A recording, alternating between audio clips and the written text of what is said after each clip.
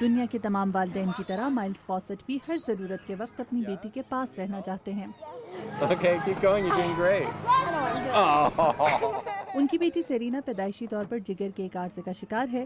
Doctors نے بچی کی جان بچانے کے لیے فاسٹ کے جگر سے کچھ ٹکڑے لے کر بچی کے جگر کی پیوند کاری کی ہے۔ امریکہ میں صحت سے متعلق انشورنس کے نظام میں ان باپ بیٹی کا درجہ پری ایگزسٹنگ کنڈیشن کا ہے، اور امریکہ میں صحت عامہ کے وسائل کو عام آدمی کی دسترس میں لانے کے لیے جس نئے بل کو لانے کی کوششیں کی جا رہی ہیں، اس کے مطابق کوئی انشورنس کمپنی بھی پہلے سے کسی مرض کے حامل مریضوں کو ہیلتھ انشورنس دینے سے انکار نہیں کر سکتی، لیکن فاسٹ کی اہلیہ کو فکر ہے کہ اگر امریکی سپریم کورٹ نے اس قانون کو غیر آئینی قرار دیا تو کیا ہوگا۔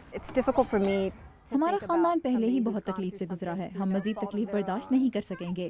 What kind of cheese? Steve Fleishman اپنا کاروبار چلاتے ہیں۔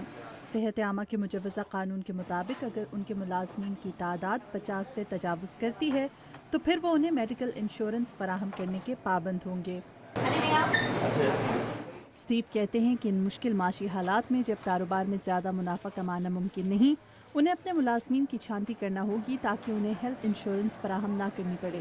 I would want to fall into the category of somewhere between میں 50 سے کم ملازم رکھوں گا، اس سے ہمیں پہلے سے زیادہ محنت اور کام کرنا پڑے گا، لیکن مجھے انہیں ہیلتھ انشورنس نہیں دینا پڑے گی۔ ڈائنا بکٹ واشنگٹن کی جانس ہاپکنس یونیورسٹی سے صحت عامہ کے شعبے میں اعلیٰ تعلیم حاصل کر رہی ہیں۔ نئے مجوزہ قانون کے مطابق 26 سال کی ہونے تک اب یہ علاج معالجے کے لیے اپنے والدین کی ہیلتھ انشورنس استعمال کر سکیں گی۔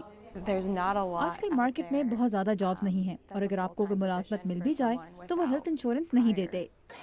دوسری طرف امریکہ میں وکلا اور قانون دان یہ سوال بھی اٹھا رہے ہیں کہ کیا امریکہ میں ہر شہری کو ہیلتھ انشورنس لینے کا پابند بنانا امریکی کانگریس کے دائرۂ اختیار میں آتا بھی ہے یا نہیں۔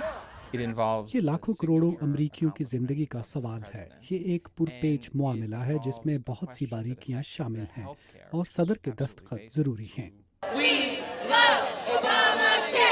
1960 کے بعد یہ پہلا موقع ہے کہ کوئی معاملہ امریکی سپریم کورٹ میں اتنی اہمیت اختیار کیے ہوئے ہے، اور ماہرین کا کہنا ہے کہ یہاں جو بھی فیصلہ ہوگا وہ اگلے 250 سالوں تک امریکی عوام کی صحت اور زندگی کو متاثر کرے گا۔ کیرولین پرسوٹی کے ساتھ مدیحہ انور، اردو VOA۔